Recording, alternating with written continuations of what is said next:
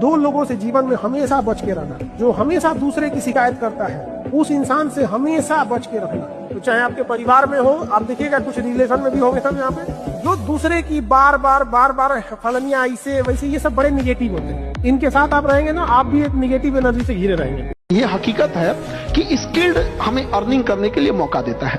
हम खुद इस बात के, हमको ये खुद अपने आप में हो सकता है कि हम गलत हों, लेकिन हम कहते हैं कि एक विद्यार्थी जीवन का 4 साल आपने ग्रेजुएशन कराया, 2 साल पीजी कराया, उसकी जिंदगी का सबसे बहुमूल्य 6 साल लिया, लेकिन वो अपने नॉर्मल बीए किए हुए सर्टिफिकेट पर और एमए किए हुए सर्टिफिकेट जिसमें उसने 6 साल खत्म किया है, उसके दम पे वो 15,000 20,000 की भी नौकरी ढूंढने जाएगा तो शायद उसको कोई छोटे जगह पे ना मिले, किसी जिला में ना मिले।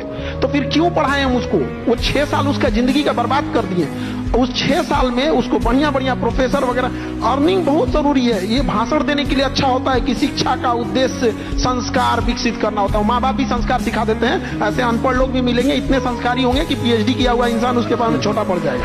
ये कहानी वगैरह नहीं होना चाहिए। आपके ग्रेजुएशन अगर कोई कर रहा है 4 साल का, आप उसको 3 साल जबरदस्त पढ़ाइए, आखिरी का 1 साल उसको बेहतर ढंग से स्किल्ड सिखाइए। चाहे उसको बेकरी सिखा सकते हैं, फ्रीलांसिंग सिखा सकते हैं, केपीओ बीपीओ कुछ भी सिखाइए, और 1 साल वो सीखे और उसको सर्टिफिकेट तब तक मत दिया जाए, उसकी ऐसी व्यवस्था किया जाए ताकि वो कमा सके। जब वो 30-40 हजार कमा ले, इस ग्राउंड पे होना चाहिए कि अब हमारे कॉलेज ने तुम्हें अपने पैरों पे खड़ा कर दिया, ये लो सर्टिफिकेट। वरना एक पन्ना का सर्टिफिकेट दे देता है। क्या याद रखना, नियम कानून साधारण लोगों के लिए होते हैं, बलि बकरे की दी जाती है, शेर की नहीं, चाहे बूढ़ा हो या कुछ हो जाए यहाँ पर। इसलिए कामयाब बनो, कामयाब नहीं बनोगे तो कोई तुमको लपेट के चल जाएगा। आपको उस काम में कोई नहीं हरा सकता है जिसको आप सबसे ज्यादा समय देते हैं। सफलता केवल समय मांगती है, जिसे आप लोग फोन पे दे देते हैं।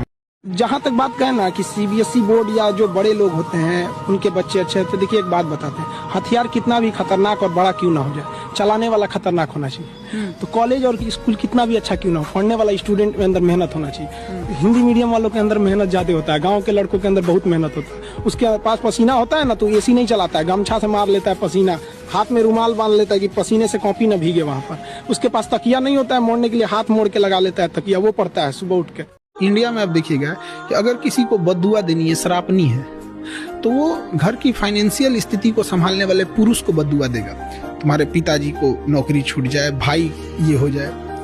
और अगर उसको इज्जत डाउन करनी यानी गाली देना है तो किसी पुरुष को गाली नहीं देगा, और महिला को देगा। हम लोग महिला सशक्तिकरण की बात करते हैं और शर्म आनी चाहिए, 2 पुरुषों की लड़ाई में भी गालियां एक औरत ही सुन रही है। तो कहाँ से सशक्तिकरण हो? जिस लड़ाई में वो है भी नहीं उसमें भी उसको गाली दे रहा है।